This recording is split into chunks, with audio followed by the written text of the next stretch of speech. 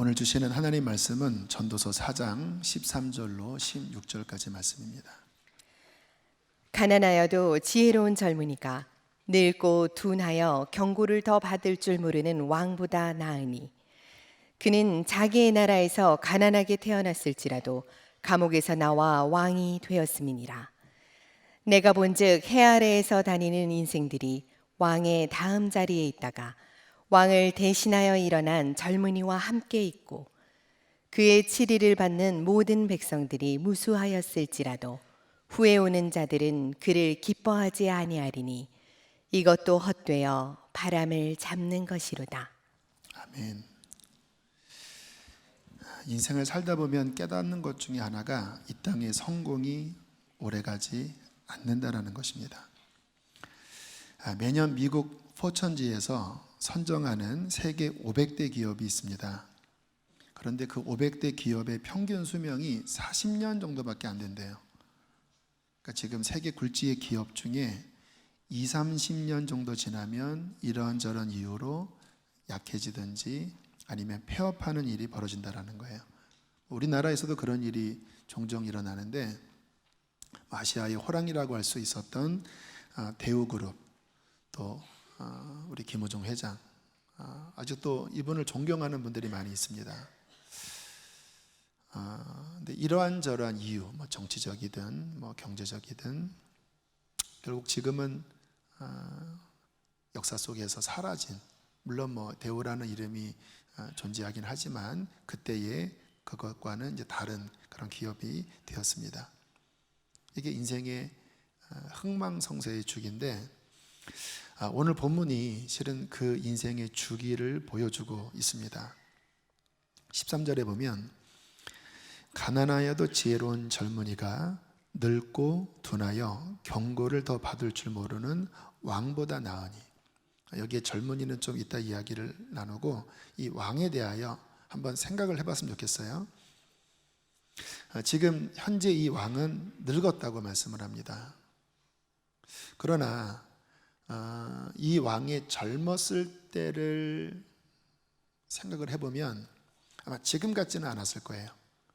세습해서 왕이 되었는지 아니면 탁월한 실력으로 왕이 되었는지 성경은 보여주고 있지 않지만 어쨌든 늙도록 오래도록 왕자에 있었다고 하면 젊었을 때는 탁월함이 있었을 거예요. 그 시대를 읽는 해안과 바른 판단력, 이러한 실력으로 인하여 많은 사람이 이 왕을 추앙했겠고 또 그의 지도권을 인정을 했을 것입니다.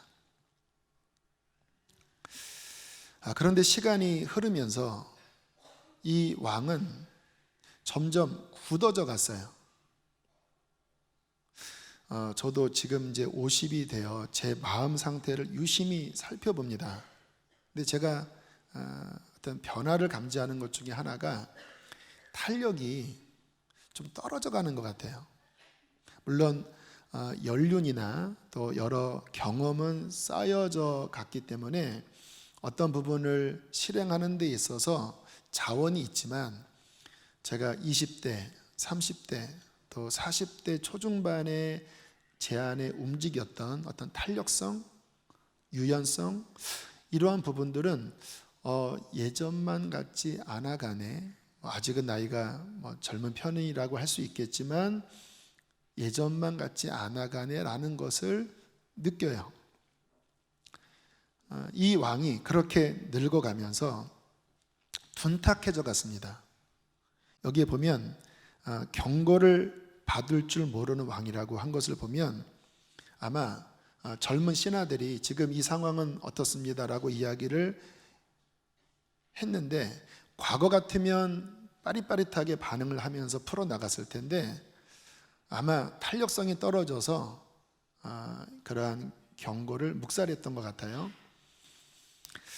결국 점점 이 왕이 굳어져 가고 둔하여져 가면서 이 왕의 시대가 저물어 가고 있었던 거예요. 그때 한 젊은이가 등장을 합니다. 이 젊은이를 보면 좋지 않은 배경을 갖고 있던 것 같아요.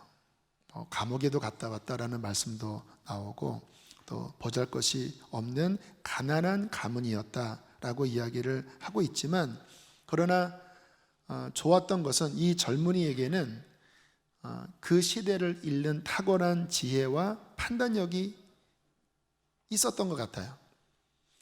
그래서 점점 많은 사람들이 이 젊은이에게 관심을 보이기 시작했고 그에게 모여들었습니다. 어떻게 되었을까요? 14절에 이렇게 말씀을 하십니다. 함께 읽겠습니다. 시작. 그는 자기의 나라에서 태어났을지라도 감옥에서 나와 왕이 되었음이니라. 그가 왕권을 차지했어요. 그러니까 아마 이전 왕도 세습이 아니라 어떤 실력으로 인하여 왕이 되었던 것 같아요. 이 젊은이가 왕이 되었습니다. 정말 개천에서 용난 격이었고 많은 사람들의 로망인 인생 역전 스토리의 주인공이 된 거예요. 그 찬란한 영광의 스포트라이트가 이 젊은이에게 비추면서 많은 사람들이 추앙하고 몰려들고 박수를 치면서 이 젊은이는 왕권을 마음 한껏 누리고 있었어요. 그 장면을 유심하게 관찰하고 있었던 전도자, 이 전도자는 인생을 관찰했다고 그랬죠. 이 젊은 왕을 보면서 문득 이러한 생각을 합니다. 이 젊은이도 시간이 흐르겠고 이 젊은이의 인생의 후반부가 되면 이 전 왕이 겪었던 그러한 일들이 이 왕에게도 일어날 것이 아닌가? 그렇다면 지금 많은 사람들이 추앙하고 박수치는 이 영광의 갈채가 무슨 의미가 있는가? 15절 16절에 바로 그 말씀을 하고 있는 것인데요, 함께 읽겠습니다. 시작. 내가 본즉 해 아래서 다니는 인생들이 왕의 다음 자리에 있다가 왕을 대신하여 일어난 젊은이와 함께 있고 그의 치리를 받는 모든 백성들이 무수하였을지라도 후에 오는 자들은 그를 기뻐하지 아니하리니 이것도 헛되어 바람을 잡는 것이로다.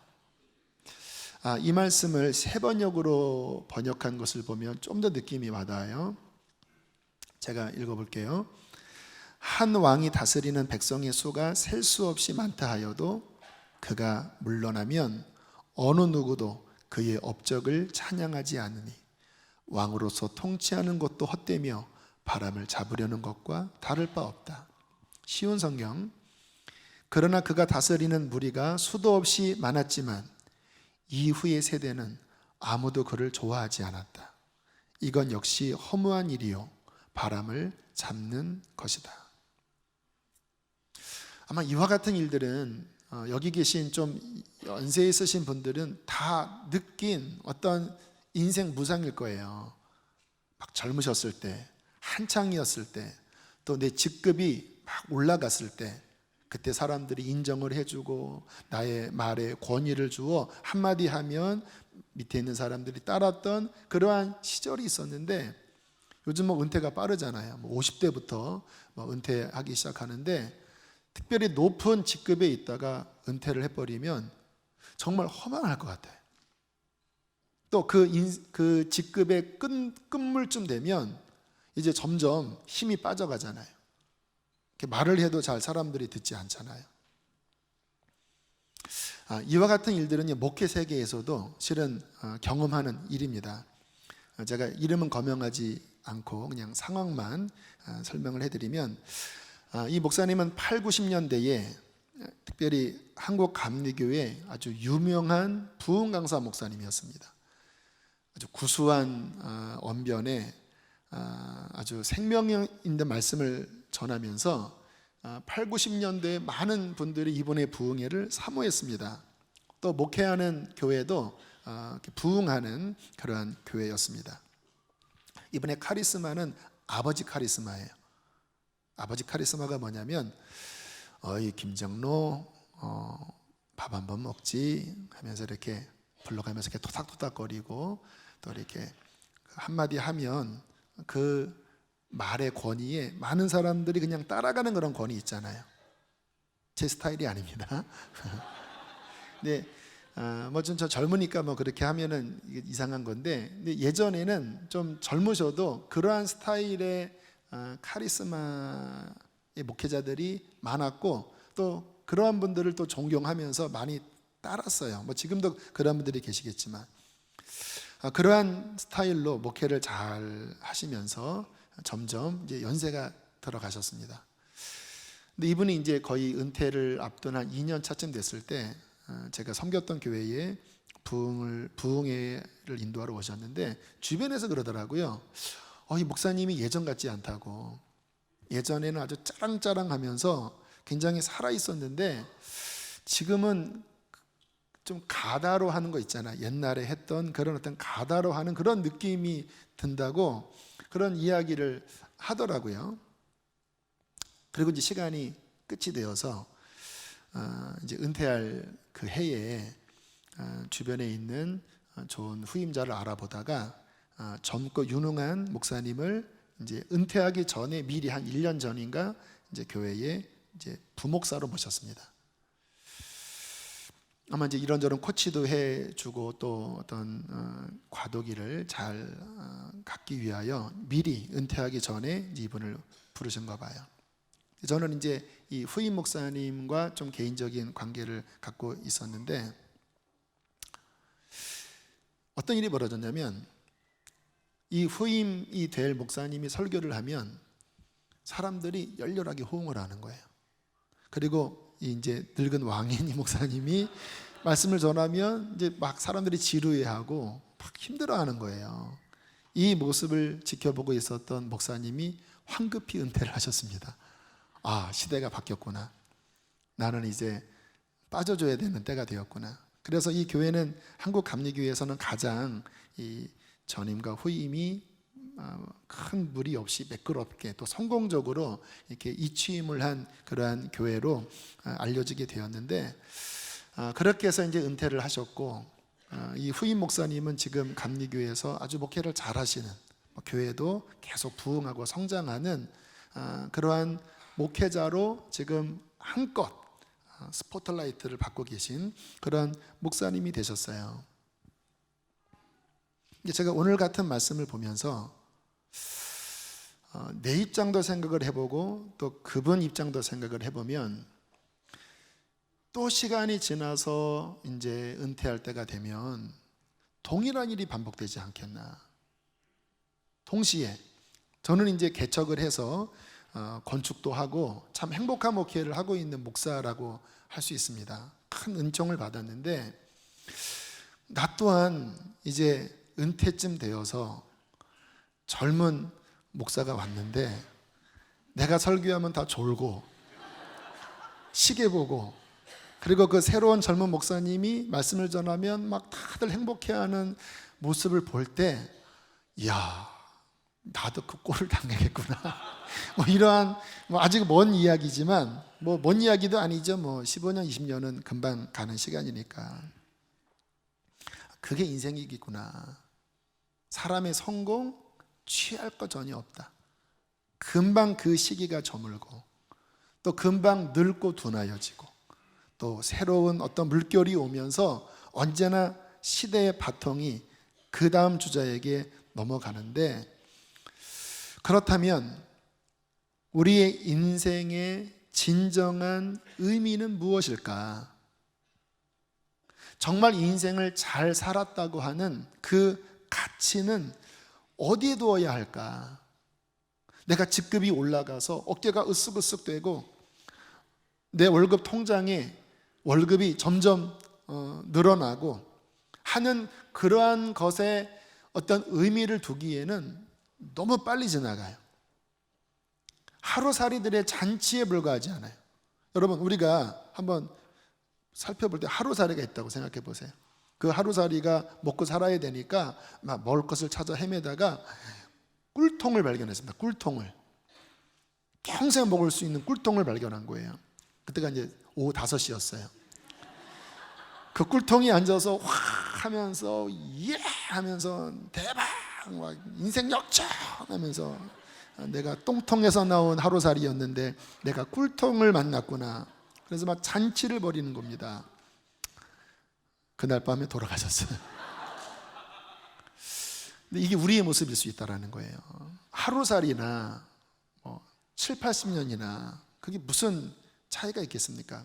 영혼에 비해서는 다 거기서 거기 아니겠습니까? 우리의 인생이 하루살이 잔치 인생이 목적이 아니잖아요.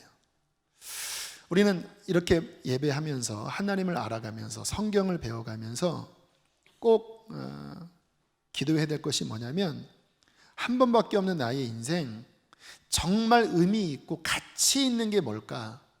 그것을 발견하셔야 합니다. 그리고 그 길로 들어가셔야 돼요. 그게 신앙입니다. 성경이 말씀하시는 가치 있는 인생은 사람의 박수를 받는 인생이 아니에요. 사람의 영화를 받는 인생이 아닙니다. 성경에서 말씀하는 가치 있는 인생은 하나님이 기억하시는 인생입니다. 왜냐하면 결국 짧은 인생 죽고 하나님 앞에 서면 그 영원한 운명을 결정하는 분은 하나님이에요. 사람에게 아무리 박수를 많이 받았다 할지라도, 아무리 내 꿈을 이뤘다 할지라도 하나님이 인정하지 않으면 아무것도 아닙니다. 말짱 도루묵이라는 말이 있잖아요. 아무것도 아니에요. 성경을 읽어보시면 죽음 이후에 하나님 앞에 섰을 때 하나님이 칭찬하는 사람들에 대한 이야기가 나오고 하나님께서 책망하는 사람들의 이야기가 나와요. 여러분, 이 시간은 절대적인 시간입니다. 다른 기회가 없고 이때 결정난 게 영혼을 좌우하는 거예요.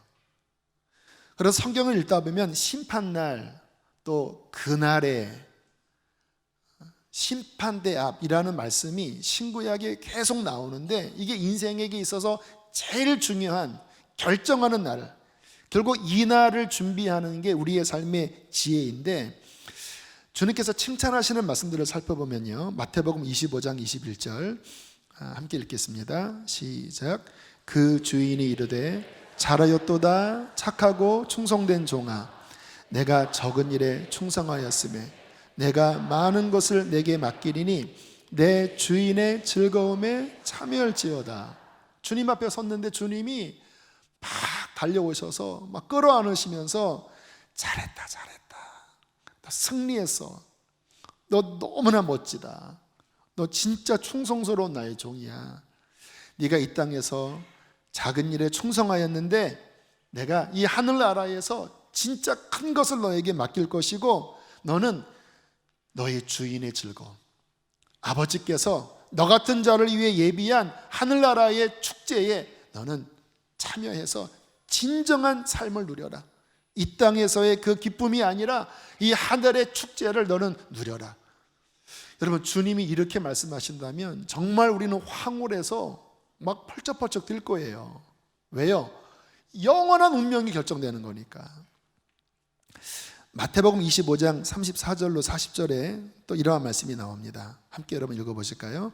시작. 그때에 임금이 그 오른편에 있는 자들에게 이르시되 내 아버지께 복받을 자들이여, 나와 창세로부터 너희를 위하여 예비된 나라를 상속받으라. 내가 줄일 때에 너희가 먹을 것을 주었고, 목마를 때에 마시게 하였고, 나그네 되었을 때에 영접하였고, 헐벗었을 때에 옷을 입혔고, 병들었을 때에 돌아보았고, 옥에 갇혔을 때에 와서 보았느니라. 복받을 자라고 말씀을 하세요. 그리고 창세로부터 너 같은 복된 자들을 위하여 예비된 영원한 나라를 상속받아라. 이 땅의 재산이 아니라 하늘의 영원한 기업을 상속받아라. 너는 내가 이 땅에서 배고팠을 때 먹을 것을 주고, 목이 탔을 때 물을 주었고, 내가 길을 잃었을 때 나를 집에 영접하였고, 내가 옷이 없었을 때 옷을 입혀주었고, 내가 병들었을 때 나를 쓰다듬어 주었고, 내가 감옥에 갇혀서 힘들어할 때 네가 찾아와서 돌아봐 주었다. 근데 이 오른편에 있는 분들이 제가 언제 그랬습니까? 반문을 하니까 주님께서 이렇게 말씀을 하십니다. 시작.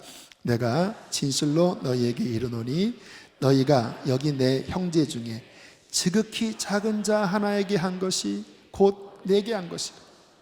네가 나를 믿는 마음, 이웃을 사랑하는 마음으로 네 주변에 있는 그 작은 소자, 사람들이 알아주지 않는 작은 소자 하나에게 옷을 입혀주고 물을 떠다주고 감옥에 와주고 병들었을 때 돌아본 그 행위가 실은 나한테 한 것이었어. 너 몰랐지? 너의 그 선행과 너의 행위를 내가 다 기억하고 있어. 여러분, 주님께 기억된 바 된 인생, 아무리 큰 것을 이뤘다 할지라도 하나님과 상관이 없다면 아무것도 아니거든요. 그런데 작은 거였지만 주님께 기억된 인생, 주님 앞에 섰을 때 주님께서 상 주실 인생을 산다고 하는 것은 이 땅에서는 보잘것없는 것처럼 보일지 모르지만 그 영원한 세계에서는 진짜인 거예요. 신앙은 이 진짜를 발견하는 것입니다. 또 성경에 보면 부자와 거지에 대한 이야기가 나와요. 이제 거지가 죽었습니다. 누가복음 12장 22절 함께 읽겠습니다. 시작. 그 거지가 죽어 천사들에게 받들려 아브라함의 품에 들어가고 그는 여기서 위로를 받고, 말씀 제가 이해하기 쉽도록 축약한 건데요, 거지가 죽었습니다. 그런데 아브라함의 품, 다시 말하면 하나님 나라의 열조에게로 돌아간 거예요. 그리고 그 품에서 이 거지가 위로를 받고 있어요. 이 땅에서는 최하로 살았습니다. 성경에 보면 헌대를 개들이 와서 핥았다고 하니까 이거는 인생을 생각하면 노숙자로 산 겁니다. 그런데 죽은 다음에 이 거지는 하나님 나라의 품 안에 안겨져 있어요. 거지가 살았던 그 부자 대문, 그 집주인은 성경에 뭐라고 말씀하냐면 날마다 호화롭게 잔치하는 사람이었다고 합니다. 진짜 잘 살았고, 이거는 뭐 매일 축제를 벌이는 그러한 인생을 살았는데, 누가복음 12장 22절에 또 이렇게 말씀합니다. 부자도 죽어 장사되며. 여러분, 이 말씀을 여러분 귀를 기울이셔야 돼요. 모든 사람들에게 다 오는 것, 반드시 오는 것, 속히 오는 것이 이 말씀이에요. 부자든 가난한 사람이든 죽어 장사됩니다. 얼마 지나지 않아서 여기 계신 분들이 죽어 장사됩니다. 제가 더 이상 강대상이 없습니다. 죽어 장사되어 납골무에 가든 뭐 수목장을 하든 사라져버려요. 자, 그 다음에 이 부자에게 무슨 일이 일어났는가? 좀 무섭지만 좀 애니메이션을 많이 넣었습니다. 자, 읽겠습니다. 시작. 그가 음부에서 고통 중에 눈을 들어 손가락 끝에 물을 찍어 내 혀를 서늘하게 하소서. 내가 이 불꽃 가운데서 괴로워하나이다. 너희와 우리 사이에 큰 구렁텅이가 놓여 있어 여기서 너희에게 건너가고자 가되 갈 수 없고 거기서 우리에게 건너올 수도 없게 하였느니라. 부자가 죽은 다음에 눈을 떠보니까 불구덩이에요. 너무나 목이 타는데, 영이 목이 타요? 목이 타대요. 영이 고통을 느낍니까? 느낀대요. 나올 수가 없는 이곳에서 너무 목이 말라서 위를 보니까 자기 집 대문에서 구걸을 했던 그 거지가 아브라함의 품에 안겨 있는 거예요. 감히 주님께 와달라고는 못하겠고, 내 집 대문에 있었던 저 거지, 보잘것없었던 저 거지, 주님 그 거지에게 손가락 끝에 물을 찍어서 한 방울의 물을 내 혀를 적셔달라고. 난 지금 너무 죽겠는데 한 모금이 아니라 그냥 한 방울만 그 거지를 좀 보내달라고. 근데 뭐라고 말씀하냐면 갈 수 없단다. 올 수도 없단다. 너와 우리 사이에는 큰 구렁텅이가 놓여 있는데 이것은 영원한 단절의 구렁텅이야. 죽은 다음에는 더 이상 여기를 넘을 수 없어. 물 한 방울 주고 싶지만 줄 수 없고, 네가 나오고 싶지만 너는 나올 수 없단다. 여러분, 이게 주님이 하신 말씀이에요. 끔찍한 일입니다. 이 부자는 지금도 이러고 있어요. 지금도 2000년 전에 주님이 하신 이 말씀은 비유가 아닙니다. 실제입니다. 지금도 이러고 있어요. 지금도 영원토록 이럴 겁니다. 이 땅에서 아무리 호화롭고 연락하며 살았을지 모르지만 하나님께 기억되지 못한 인생의 영혼은 비참한 것입니다. 마태복음 7장에는 또 이런 말씀이 나오죠. 저희 교회에서 많이 읽었던 말씀이지만 한 번 더 읽겠습니다. 시작. 그날에 많은 사람이 나더러 이르되 주여 주여 우리가 주의 이름으로 선지자 노릇하며 주의 이름으로 귀신을 쫓아내며 주의 이름으로 많은 권능을 행하지 아니하였나이까 하리니 그때에 내가 그들에게 밝히 말하되 내가 너희를 도무지 알지 못하니 불법을 행하는 자들아 내게서 떠나가라 하리라. 이 사람들은 교회를 열심히 다니고 있었고 입으로는 신자였습니다. 주님 주님 하니까요. 심지어는 교회에서 막 사역도 하고 귀신도 쫓아냈다네요. 선지자 노릇도 했다면 예언도 했다네요. 근데 주님께서 청천벽력처럼 너 누구냐? 너랑 나랑 그동안 한 번도 상관이 있었던 적이 없었어. 이건 미치고 팔짝 들 일이에요. 교회를 안 다닌 사람이 아니라 교회를 열심히 다녔는데 주님께서 너랑 나랑 상관이 없는 사람이라고 이야기를 하는 거예요. 네가 했던 모든 것은 하나님이 도대체 기억할 수 없는 일들밖에 없었다. 왜 그런지 아세요? 이들은 죄 가운데 있었습니다. 주님께서 불법을 행하는 자들이라고 했잖아요. 물론 죄 없는 사람이 어디 있겠습니까? 회개하지 않은 채 여전히 죄악 가운데 있는 채 교회를 다닌 거예요. 사람은 몰라 보니까 은밀한 데서 죄를 지르니까 사람은 모르잖아요. 그래서 뭐 집사도 되고 권사도 되고 뭐 목회자도 되고 그러면서 이런저런 뭐 사역도 했나 봐요. 그러나 그날에 가면 감출 수 없습니다. 저도 감출 수 없고 여러분도 은밀한 것을 감출 수 없어요. 혹 누군가에게는 숨겼을지 몰라도 모든 것을 벌거벗은 것처럼 다 드러낼 그분 앞에서는 감출 수가 없습니다. 결국 회개치 않음으로 인하여 그는 이 땅에서 한 번도 그분과 실제 관계를 가졌던 적이 없던 사람이었어요. 그날에 다 드러나 버렸죠. 아마 주님이 이렇게 말씀하셨을 것 같아요. 좀 억울하잖아요. 이 사람은 교회를 다녔는데 그러면 왜 나에게 경고하지 않았습니까? 경고를 왜 안 했습니까? 지금도 경고하고 있는데요. 이 사람이 이러한 설교를 안 들었겠습니까? 분명히 들었을 거예요. 그러나 어떻게 그렇게 살아? 다 그렇게 사는데 꼭 어떻게 저렇게 믿어? 나 이런 거 나는 힘들어. 난 내려놓기 어려워. 아마 주님께서 그 마음의 문을 두드렸어도 그는 완고한 마음으로 하나님의 말씀을 밀어냈을 거예요. 오래 갈 것만 같았던 그의 삶은 불현듯 끝나버렸고, 그리고 주님 앞에 섰을 때 주님은 내가 너를 기억하지 못하겠다. 너는 나와 상관이 없는 자다. 그렇게 버려지는 일이 생겨버린 거예요. 가장 안타까운 일이죠. 진정한 신앙생활은 무엇일까요? 내가 주인데요. 뭐 종교생활, 도덕생활, 여러분 이게 영적인 측면에서의 근본적인 죄가 아닙니다. 진짜 죄는 뭐냐면 하나님의 창조의 원리에서 벗어난 게 문제예요. 도덕적인 문제는 차우고 창조의 원형은 뭐냐면요, 하나님이 우리를 왜 만드셨습니까? 그분 안에서 그분이 나의 주인이 되시고 그분께 순종하고, 이게 관계거든요.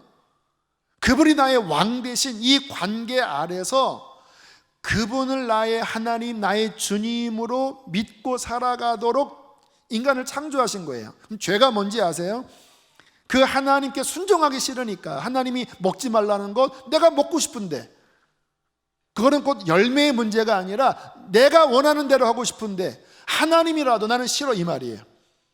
결국 자기가 주인인데요, 하나님을 밀어내버리고 자기가 왕이 되어 내 왕국을 세우고 내 판단대로, 하나님이 아니라고 해도 내가 땡기면 하는 거야.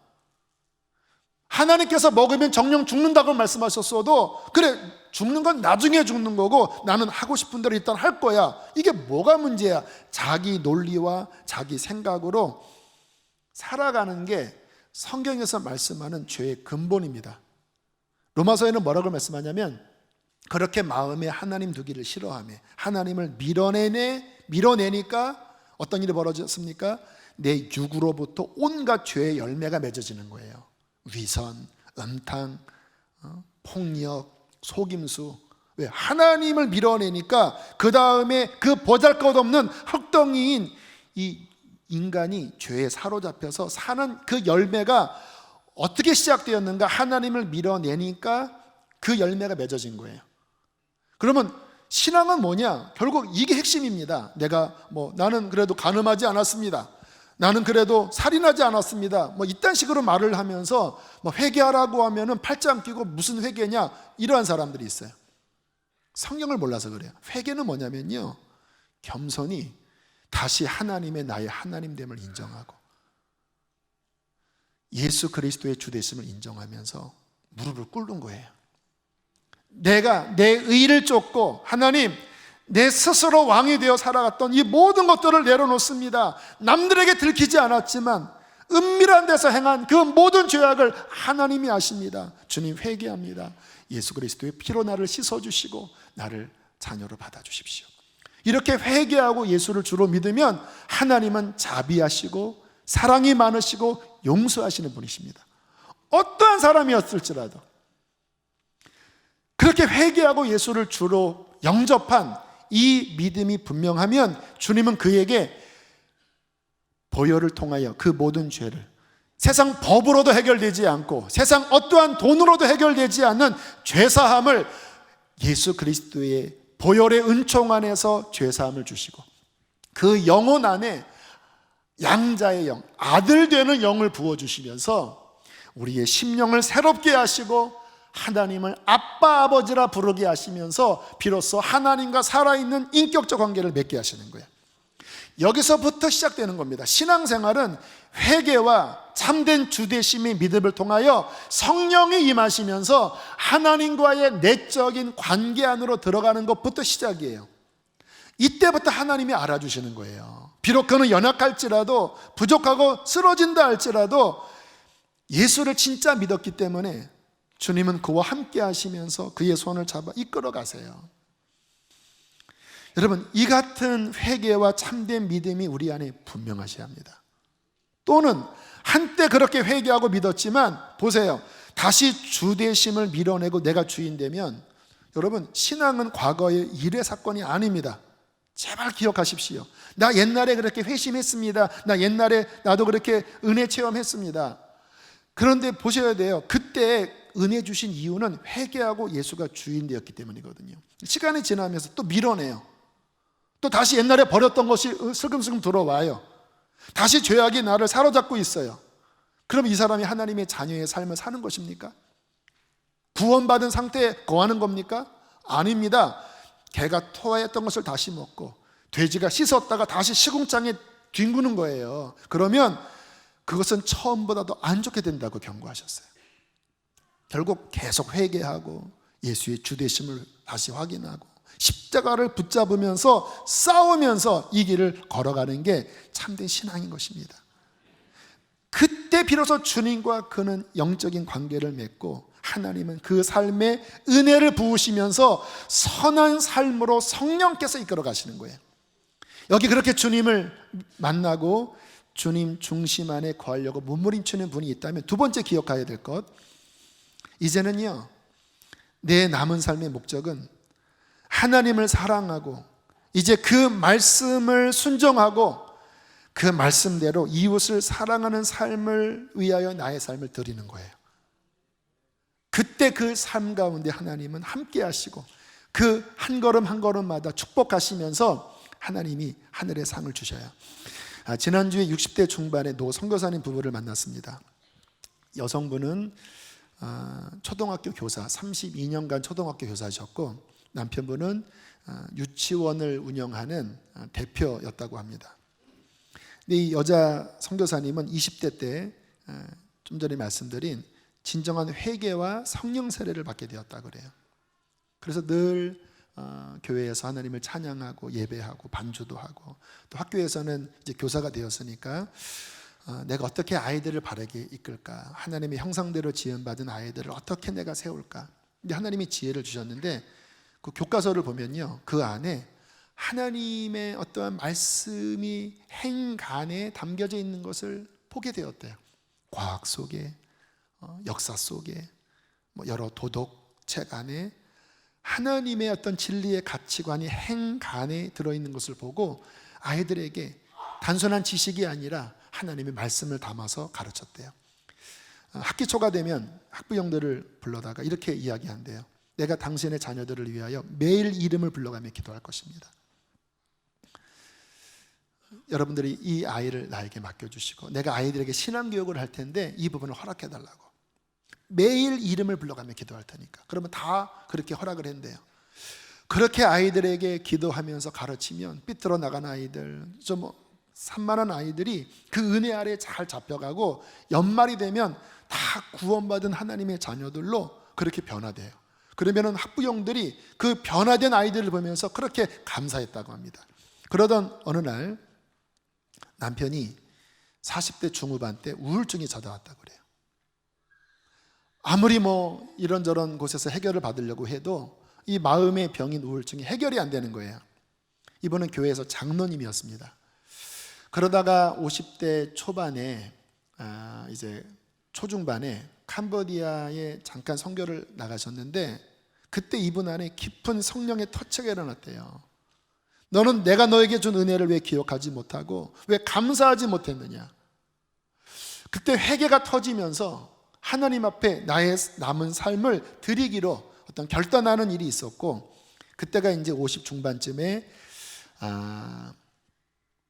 두 분이 논의를 해서 이제 아내는 초등학교 교사를 퇴직을 하시고 32년 만에 퇴직을 하시고 남편도 유치원 경영 다 접으시고 부부가 2010년에 캄보디아에 선교사로 나가신 거예요.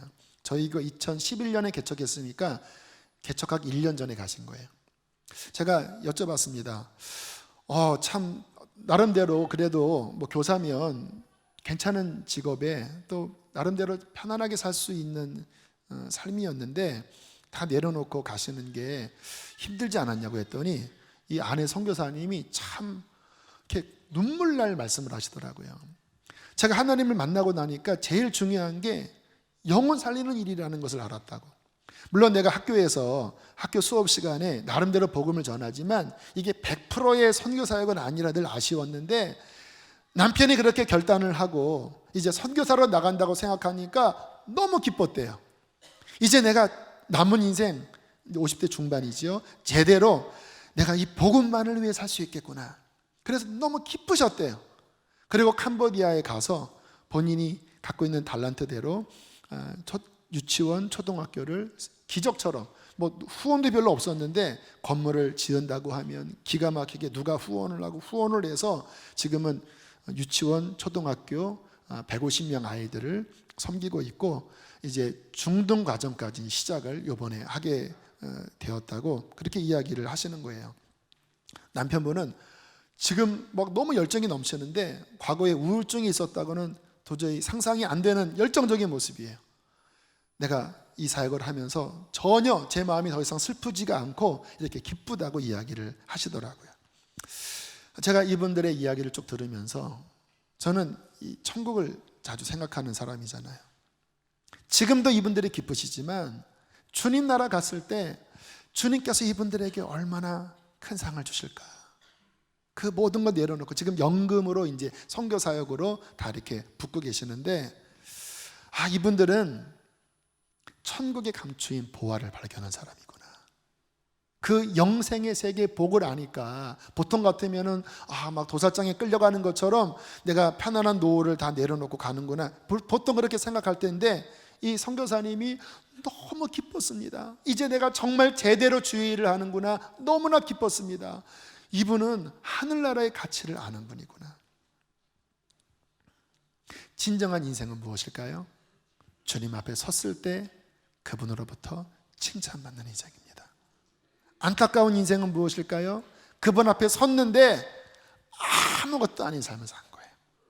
이 땅에서 사람들에게 어떤 추앙을 받을지 모르지만 하나님께는 털끝만큼 또 관계없었던, 자기 중심적인 은밀한 죄 가운데 살았던, 교회를 다니지만 하나님과 상관없었던 사람, 제일 불쌍한 사람들입니다. 저는 우리 사랑하는 교우들에게 간절하게 바라는 것은 주님 앞에서는 그날 주님께 칭찬받는 사람 되길 바랍니다. 그 나라의 유업을 받는 진정한 크리스찬 되길 바라요. 그래서 참된 믿음에 대한 말씀도 나누고, 이번 여름에 교회의 10분의 1이 해외를 나가요. 203명, 8살부터 76세까지. 그 외에 또 많은 교사들이 휴가를 반납하면서 이곳에서 아이들 섬기느라고 여름 뜨거운데 말씀을 전하고 기도해요. 또 많은 지역에서 어려운 지방에 있는, 또 시골에 있는 교회에 찾아가서 아마 200명 이상 되는 사람들이 또 나가서 섬길 거예요. 저는 말씀드린 것처럼 내일 프랑스에 가서 한 주 내내 사역만 하고 끝나자마자 토요일 날 왔다가 주일 섬기고 다시 월요일 날 또 태국 가서 청년들과 함께 또 사역을 하고, 그렇게 7월 말에 와요. 여러분, 이게 사람이 알아주는 게 아닙니다. 이게 무슨 뭐 돈이 되겠습니까? 이게 무슨 뭐 명예가 되겠습니까?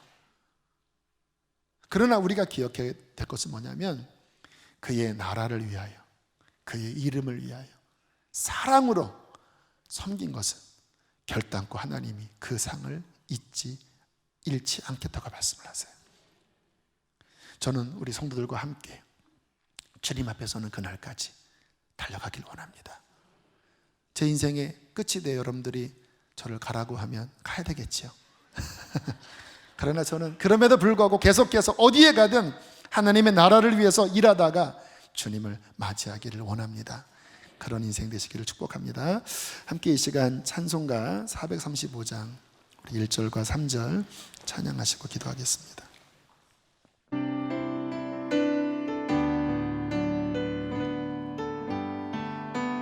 나의 영원하신 생명보다 귀하다, 생명보다 귀하다, 나의 갈 길 다가도록,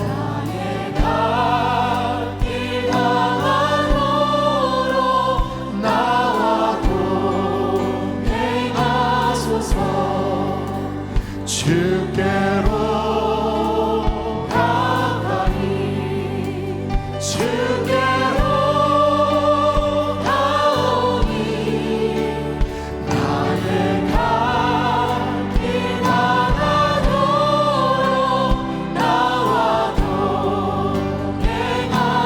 어두운 골짝 지나가며, 어두운 골짝 지나가며, 험한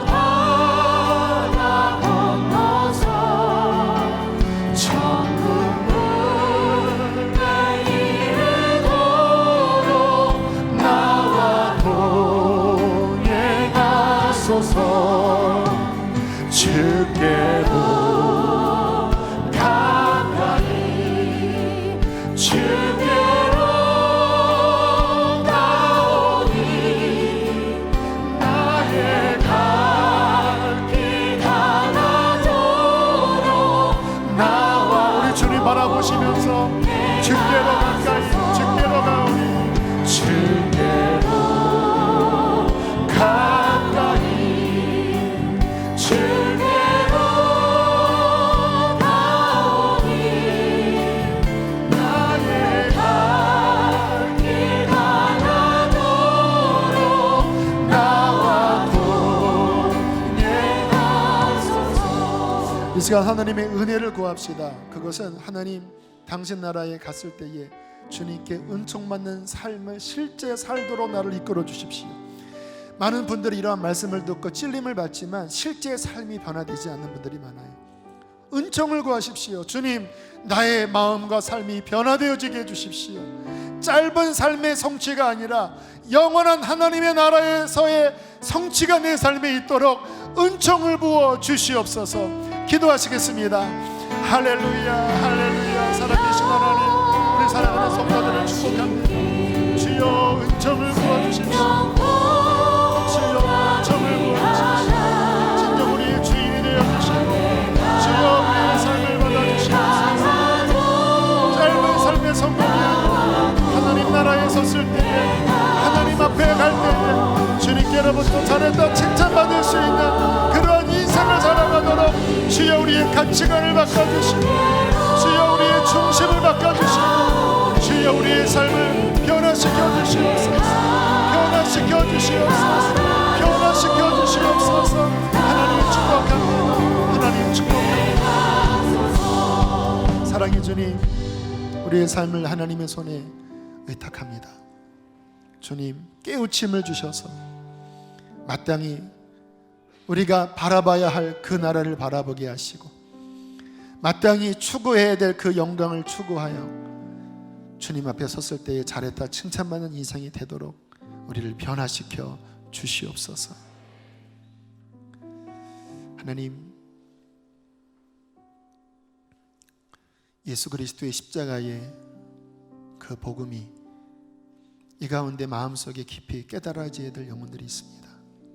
주님께서 지혜와 계시의 영을 주셔서 참된 회개와 믿음을 갖게 하여 주십시오. 굳은 마음들을 제거하여 주시고 주의 말씀에 순복할 부드러운 마음을 성령으로 주시옵소서. 귀한 예물 봉헌합니다. 기쁘게 흠양해 주시고 이 예물이 선한 곳에 쓰여지도록 은혜를 더하여 주옵소서.